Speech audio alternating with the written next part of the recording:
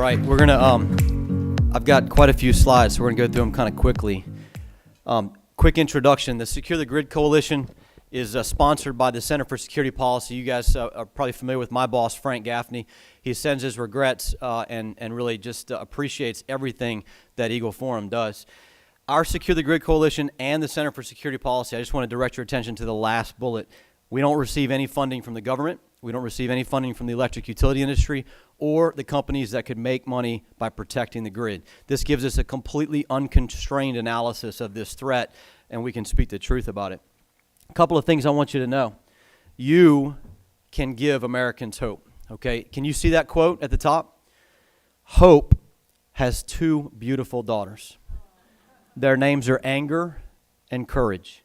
Anger at the way things are and courage to see that they do not remain as they are. That's St. Augustine, okay? What we're going to talk about today is going to make you angry, okay? But I know there's a couple of beautiful daughters there on the left, one which is here, and then mine on the right, that I think can make a difference. And I'm going to show you how you can make a difference. The second thing is I often have people say, hey, thanks for your service. I appreciate that. But I want to let you know that it's the people who keep the lights on in this country that keep the grid running who do and will do more than I've ever done in uniform or will ever do. Because the survival of our civilization does not depend on me as a Marine and what I do overseas or here at home. The survival of our civilization depends on this grid continuing to function. That's going to become very clear. Everything we're going to talk about you can find on the website, okay, securethegrid.com. Just want to make sure you know that. There's up on the top left a threat overview that will go over the things that we're going to discuss in great detail. So just pay attention to that. All right, real quick, we're going to show a video. Just make sure you're all awake, okay? It's about 4 minutes long. It's going to require that I talk a little faster, but I think it'll be worth it. One of these three things will happen. There will be a cyber attack, a Carrington event, a nuclear EMP, and all three of them have essentially the same effect. They bring down the grid. You cannot sustain the population of a 21st century superpower without electricity. And unfortunately, every bad guy on the planet knows that. We're not only going to be dealing with nation states, but we're going to be dealing with groups, with individuals. That makes this really problematic. We know Mother Nature is going to do an EMP laydown in due course. These things happen roughly every 100 years. Well, we're about 160 years overdue. It's coming, folks.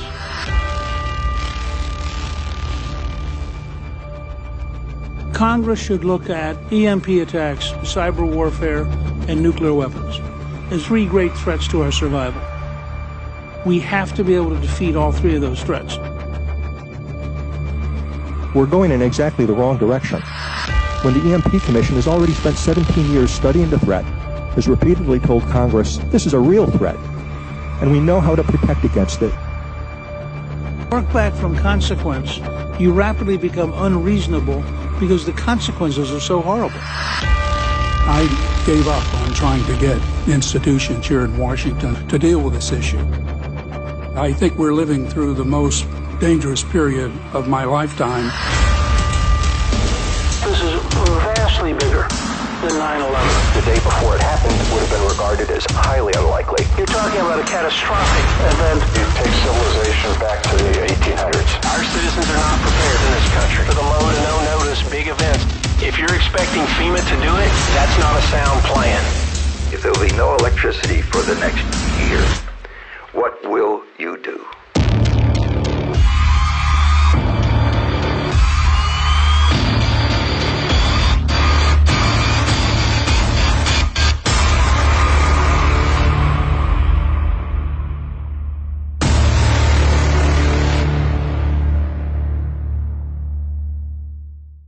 Next month, we hope to finish this documentary series, and potentially with your help, we can get it out there. Next slide. That video explained a little bit about the threats. We'll talk a little bit more about them briefly. The grid. So what is the grid, right? It's the entire network of technology that generates electricity, whether it's coal or nuclear or whatever the case may be, transmits it across long distances, and then distributes it to either the industries or the homes, right? So there's different parts of it. We're not going to go into great detail. Again, on the website, securethegrid.com, there's a threat overview you can download, and there's helpful videos. You see the little play button. Click that. It'll show you a whole video all about the grid. Next slide. So how can it be attacked? We're going to talk, again, the video introduced some of it. Physical attack, cyber attack, electromagnetic, and solar weather. We're not going to talk at length about the adversary's capabilities and who's looking at this, but I do have it in backup slides if during Q&A you want to do it. Next slide. Physical attack. This is something statistically that the Department of Energy gets reports from the industry, which I'll show you later, about once a week. Somewhere in the country there's a physical attack, some sort of sabotage. It's successfully taken down grids in Mexico, Yemen, Pakistan, Colombia, and in certain cases just about the United States. You may remember that the Metcalf attack in California. We still haven't figured out who conducted that attack. What FERC found, and we're going to talk a little bit about the Federal Energy Regulatory Commission, is that a successful physical attack, like what took place in Metcalf and was almost successful, if it took place in just the right 9 places in our country, could cause a blackout that could last over a year or 18 months. Next slide.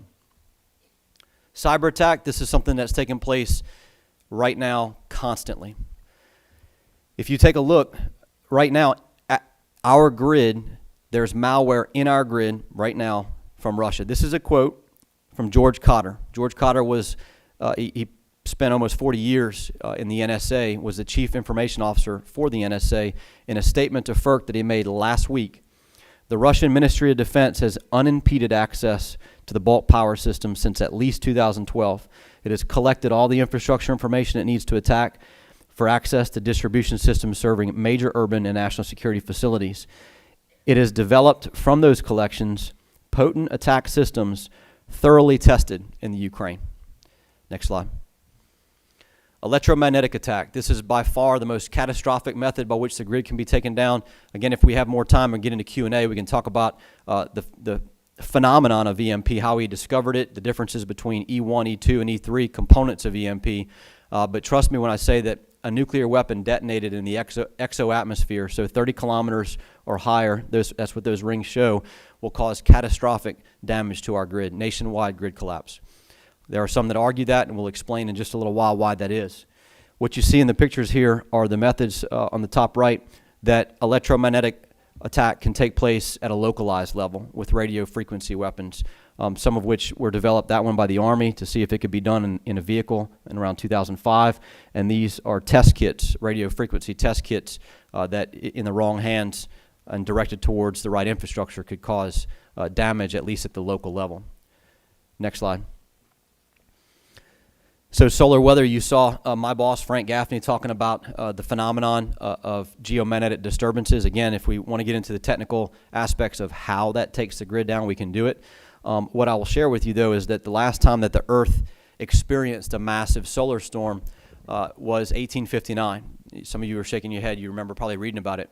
So the only infrastructure we had at the time was our telegraph machines, and the telegraph operators reported fires caused from the electromagnetic energy that was traveling through that infrastructure.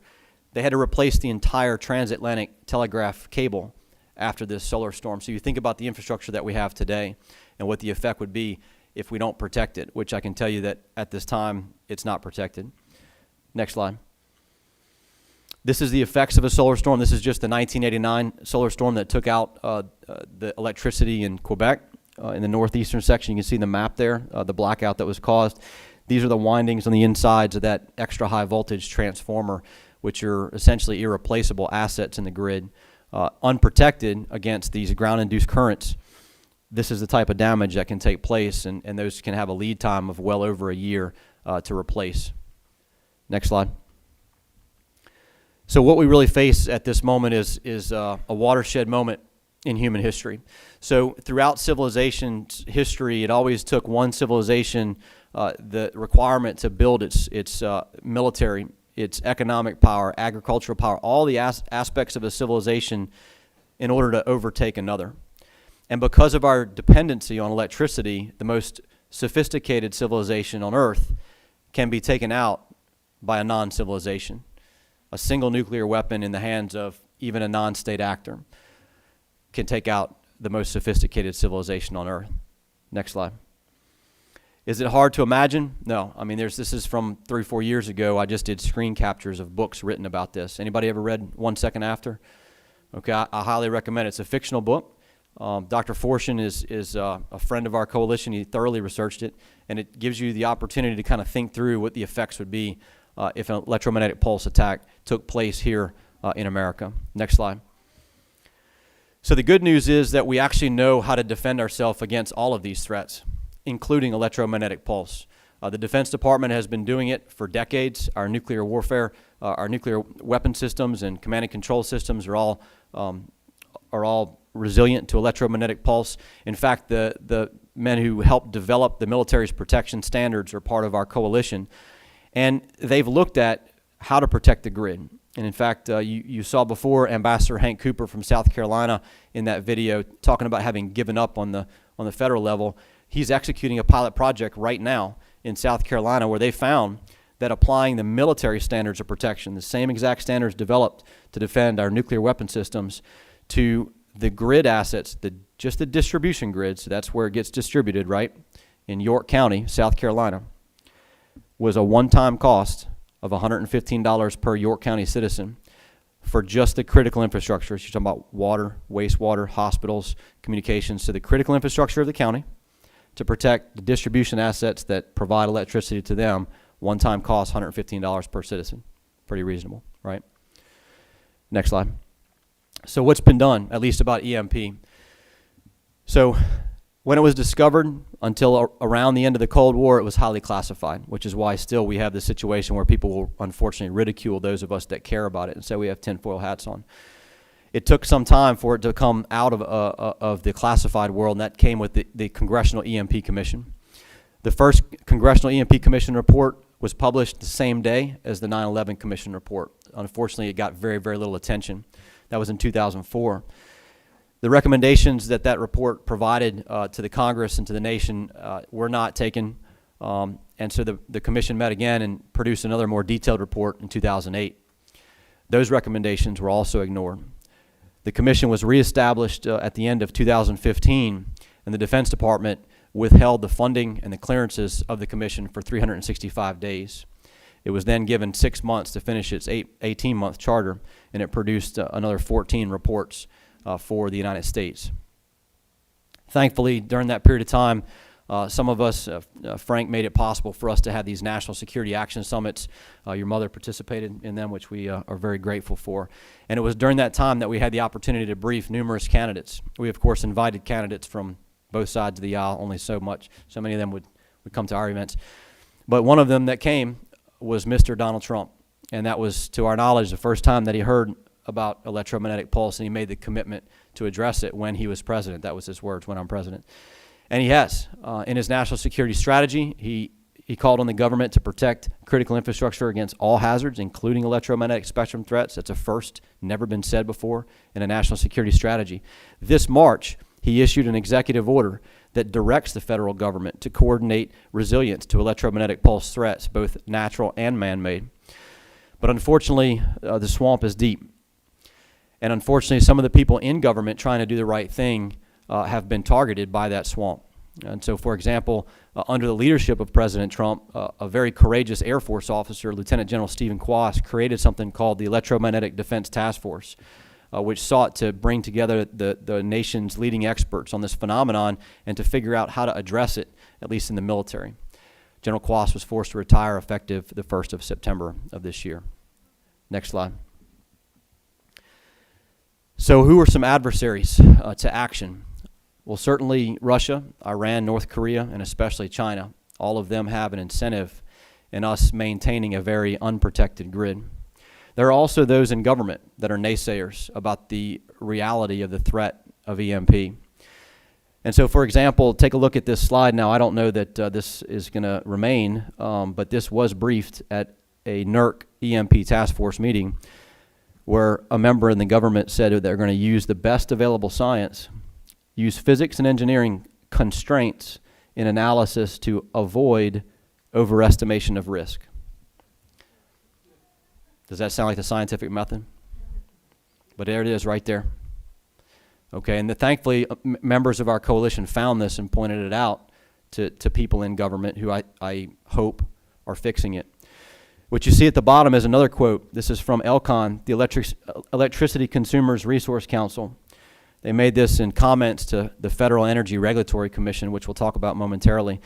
They said, energy and security staff at the Energy Department in Capitol Hill routinely downplay or dismiss EMP concerns in private, yet the public call to address the issue remains. Why? Because I think everybody here knows this is real. Next slide. So, what else is being dismissed? If you take a look right now at the reporting on we're just looking at physical attack, so sabotage and cyber attacks. Okay, this is really over the last 9 years. Since the 1st of January 2010, the industry has reported to the Department of Energy 578 physical attacks on grid infrastructure. Yet the North American Electric Reliability Corporation, which makes the rules for the utility industry, in its reliability reports, has reported how many? Just one.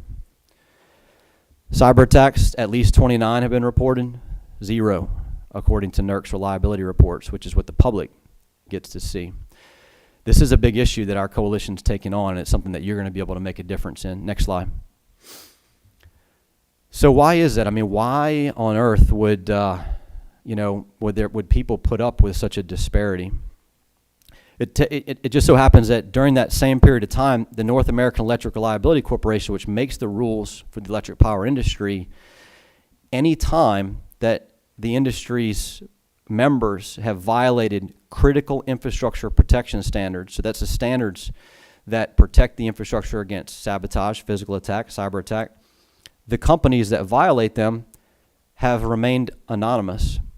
They've never named those companies. So what did our Secure the Grid Coalition do? We started to file Freedom of Information Act requests to disclose the entities' names. And what we found is that there are repeat violators for the same infractions. But think about it, if you are a corporate leader and you have nothing to worry about the public finding out that you're not paying attention to security, and at the same time, during that period of time, the 255 different dockets and the 1,500 unidentified registered entities, the total number of fines that were applied by NERC to the industry equaled less than $4 million a year worth of fines across the entire electric power industry for violating those critical infrastructure protection standards. Last year alone, the industry spent $147 million in political influence and lobbying. So you do the calculation. Does it pay to pay attention to security under the current system? Absolutely not. Next slide. So how does this work? It's called self-regulation and security through obscurity, which we're going to try to overturn. This graphic on the left shows the balance of power when it comes to the grid. Okay, that little logo on the right is FERC, the Federal Energy Regulatory Commission. You can see on the left is the White House, all the intelligence. It doesn't matter what anyone in the intelligence community, the military, or even the president thinks about threats to the grid. Those who make the rules are FERC and NERC, and they have all the power. So let's take a look at how effective they have been. Who remembers the 2003 blackout, Northeast blackout? Okay, I see some hands. Some of you were probably experienced it yourself personally. That was caused by a tree branch in Ohio, a single point of failure, tree branch connecting with a transmission line. Now, at the same time, they also had some serious issues that they couldn't have predicted, where people in grid operations centers didn't have the right visibility, computer systems were messing up, but the cascading failures left some people without electricity for up to 2 weeks. Tens of millions of customers, okay, caused by a tree branch. Now, how long do you think it took FERC and NERC to create a standard for vegetation management? Guesses? Any guesses? It is done. It took almost 10 years. That's right. That's right. Okay, so the physical security standards. We're not going to get into the details of these, but we consider them to be hollow. Drive down the road and look at the EHV transformers that you can see through a chain link fence, and you'll realize that it's hollow. The cybersecurity standards do not require the removal of malware The malware that Dr. George Cotter said is in the grid doesn't require the removal, okay? And we also believe that the solar storm standard that was created by NERC and approved by FERC is hollow.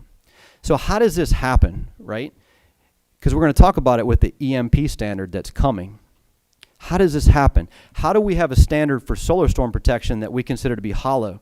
And I say we as in the most authoritative experts on geomagnetic disturbances and solar weather. The Electric Power Research Institute, EPRI, which is funded by the electric utility industries, studied the threat. They were able to find people in government that were able to give them the data that they wanted, to model it, to produce the results that they wanted. And that's exactly how you get a solar storm standard that's ineffective. Well, guess what's happening right now? So 3 years, 2016 till just recently in May, EPRI conducted a study on EMP, where they found people in government willing to give them the data that they wanted to generate the results that they needed.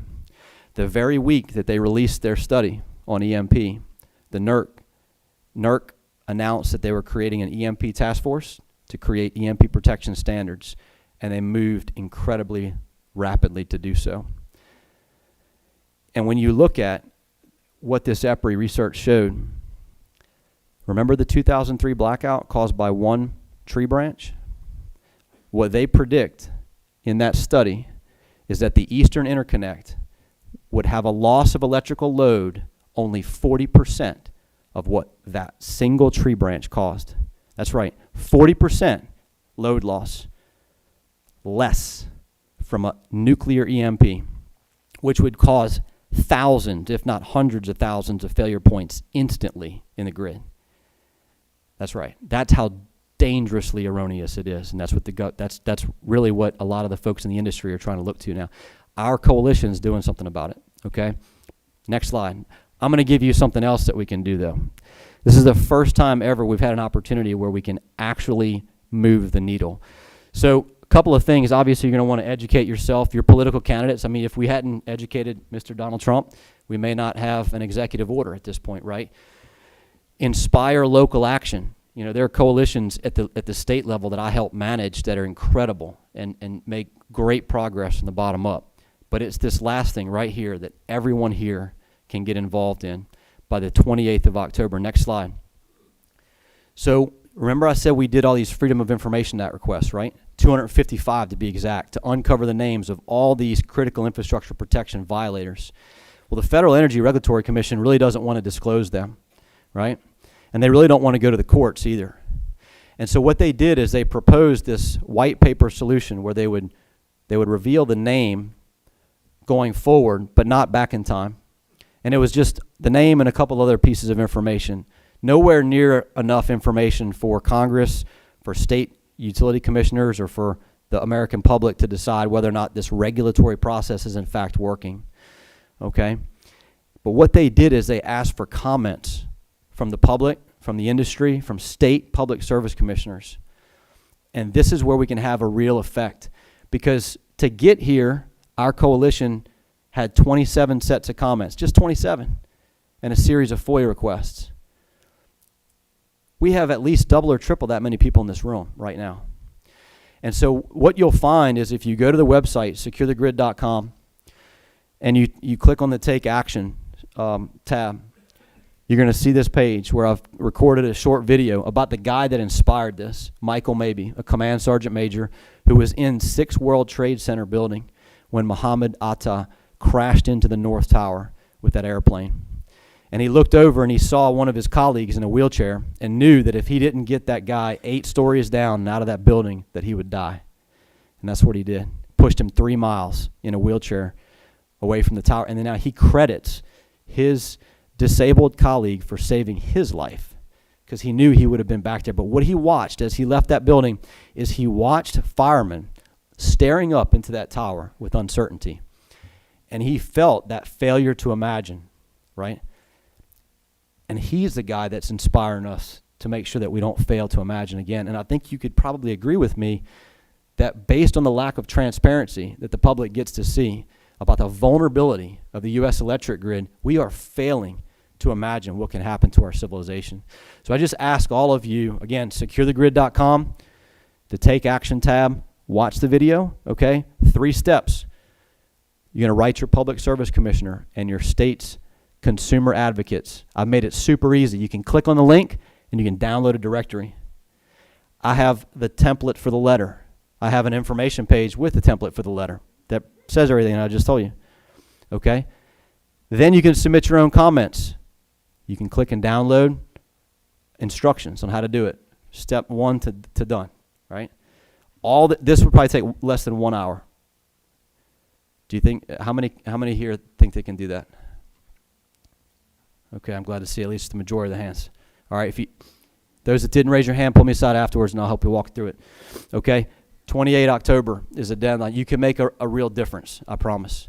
Next slide. So the last thing I'll mention is just don't give up, right? So this is a David and Goliath struggle, right? So there's one person like me that does this for the Center for Security Policy. And around the country, every utility has a fleet of lobbyists that are very good at what they do. Who's from Texas? Are they good at what they do? They crush it. They magnificently defeat us. Am I giving up? Absolutely not. So this man, Kataka Wamura, he as a child witnessed in Japan, he witnessed a tsunami wipe out villages in Japan as a child. And as he grew up, he became the mayor of this small town. He argued that we need to have a seawall. We got to build. People ridiculed him, you know, like the tinfoil hat that we get ridiculed. You see the picture of that, right? So 2011, when that tsunami hit Japan, every life was preserved in that town because he never gave up. So despite what ridicule you may get, despite what obstacles you may encounter, don't give up. And if you need help, just let me know. I got plenty of backup slides if we have questions, but I don't want to go over time.